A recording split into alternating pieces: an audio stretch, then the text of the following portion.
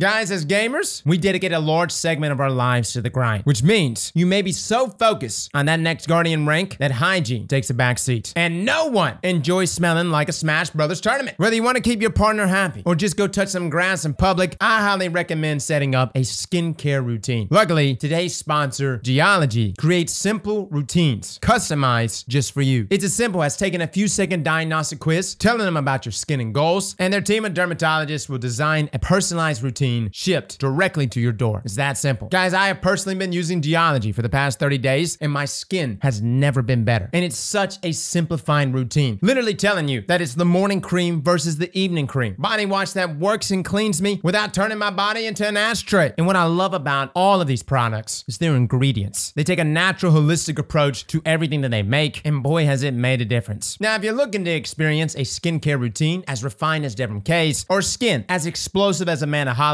then you want to check out the link down below, guys, using code Aztecross70. This will give you 70% off on Geology's award-winning trial set, and if that deal wasn't sweet enough, Geology is also offering a 50% discount on an additional product of your choice. This is truly the best product out there for skincare, 18-time award-winning hygiene program, recognized by Men's Health, Hypebeast, Esquire, and it has completely taken over my bathroom. Fellas, we've got some major buffs coming. I mean, hot buffs. Auto rifles, hand cannons, pulse rifles, sidearms, scout rifles, and even sniper rifles are getting a buff later in this season. Now today we're going to be going over some exotics that I want you to be looking out for, some obvious options, as well as a few personal favorites. Starting with auto rifles. Auto rifles next season, guys, are getting a 25% buff. But keep in mind, what makes all of these exotics deadlier is that they deal more damage inside of PvE in comparison to their legendary counterparts. And it's supposed to be 40% more damage against minors. With that being said, our exotic auto rifles that are looking sexy for next season include Sweet Business, Surus Regime, Cerberus +1, Monte Carlo, Hard Light, Quicksilver Storm, and Tommy's Matchbook. Now these are all the auto rifles, but let me just be real. The two that I'm gonna be really singling out is Quicksilver Storm, which by the way just got fixed with yesterday's patch. So many good things about this auto rifle, from its tracer rockets to its grenade launcher form. It's also a strand weapon, which by the way synergizes so well with the artifact mods this season, and of course strand itself. Considering that this weapon is also going to be getting a 25% buff, Quicksilver is going to be a monster. By the way, we already have a build video with Quicksilver Storm if you want to check that out. Now, the other auto rifle that I definitely want you to look at is Tommy's Matchbook. Now, there are some leaks floating around about a Tommy's Matchbook buff. Do we believe it? I don't know, guys. Leaks are hit and miss, man. We will be making a build though in the next day or so that's going to lean heavily into Tommy getting that buff. Granted, the time frame of when that buff actually goes live, if it even goes live, will most likely not happen within this season, I would assume. Regardless though, Tommy's Matchbook, guys, really puts in work. Its archetype, its rate of fire, its extended mag, the increase in damage that you gain when you overheat the weapon. If these leaks are actually true, mother of God, Tommy is about to be disgusting. Now moving on to the 20% buff. This is actually a buff rolling out for hand cannons, pulse rifles, and sidearms. Now we have a number of different weapons that are exotics. Dude, here is the list of them. I know, it's a ton. But some weapons that to me are gonna really stand out next season include Malfeasance. Guys, if you have not used Malfeasance, especially if you happen to be a hunter rocking Lucky Pants, for the love of God, try it just once. And we're not even including the fact that it does extra damage to taken enemies. I remember back in the day running Malfeasance and Lucky Pants in Lake of Shadows, and it was doing crazy amounts of damage. So you can imagine a 20% buff here is just gonna make everything nastier. Other hand cannons include Lumina. Now, although this may not be some crazy damage dealer, at the end of the day, Lumina is the best support weapon in the game. Really.